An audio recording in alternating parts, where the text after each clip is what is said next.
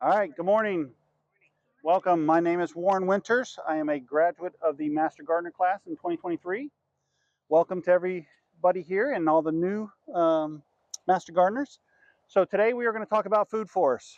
Food forests, if you're not familiar, it's about building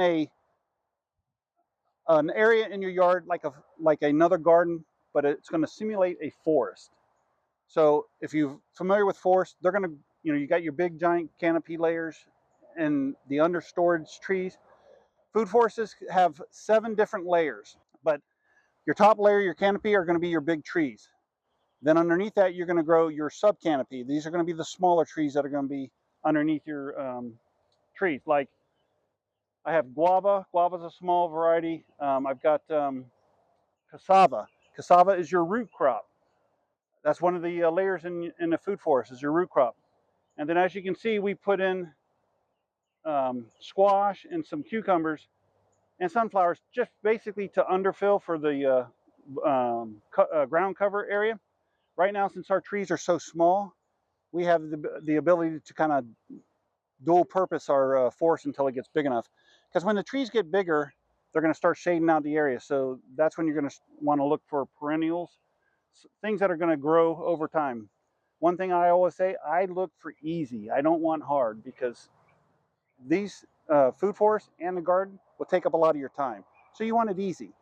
As you get it established over time, it'll grow and you'll get to a point where you just walk out and you can collect the food.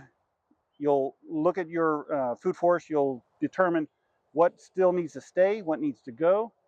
One thing when you're setting up a food forest, plan it out. Because when I started my 9-year-old food forest, I was excited. I was popping trees all over the place. Well, now I'm at a stage where it's like, oh, that one's got to go because I got 3 that are just competing for airspace. So with that, it's super shady underneath. So not a lot of stuff grows underneath there. So I want to selectively take out 1 or 2 to provide a little bit of sun on the underside. As long as they don't get too big and you identify them early, you can transplant them. I've transplanted many bushes and trees that have survived.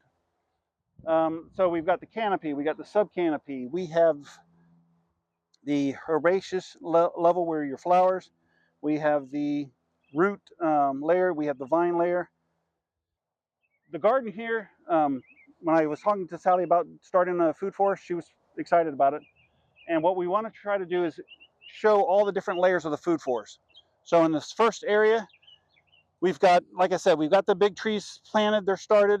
We've got some of the sub canopy. Let's see what else we have. I like lemongrass. I love to put lemongrass all throughout the edges of the food forest. You can make lemongrass tea. You can use it for chop and drop. Who's familiar with chop and drop? When you're going through your garden, you're chopping a lot of stuff and you want to just use it. Most people throw it into the trash. I like to drop it on the ground because it just starts building the mulch for the ground, and over time that's going to break down and feed your plants. Oh, speaking of herbs, you can put herbs in your food forest. God, I got oregano, I've got dill. So as we were trying to kind of fill in the area, because this is fairly new, this food forest is less than a year. We started filling in with understorage. I mean, over there we threw in tomatoes, we've got mustards, we got beans in there now. What's that? Time. Yes, we never have enough time.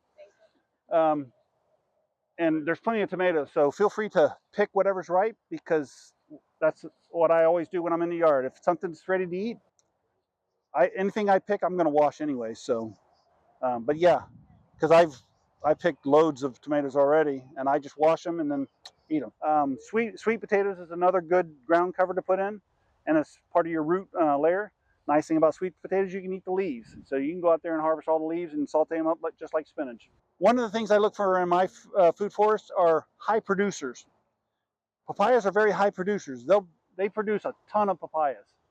Um, Carambola or starfruit, heavy producers. Um, for the vine layer of your food forest, you can grow passion fruit. Passion fruit, once a mature vine gets established, you can get 2,000 passion fruit off a vine every year. Anything else before we wrap this up? All right, so you know everything about a food forest. Who's going to start a food forest? Good. Well, and you can always start small, and you can slowly keep building on it. So, you know, that's okay.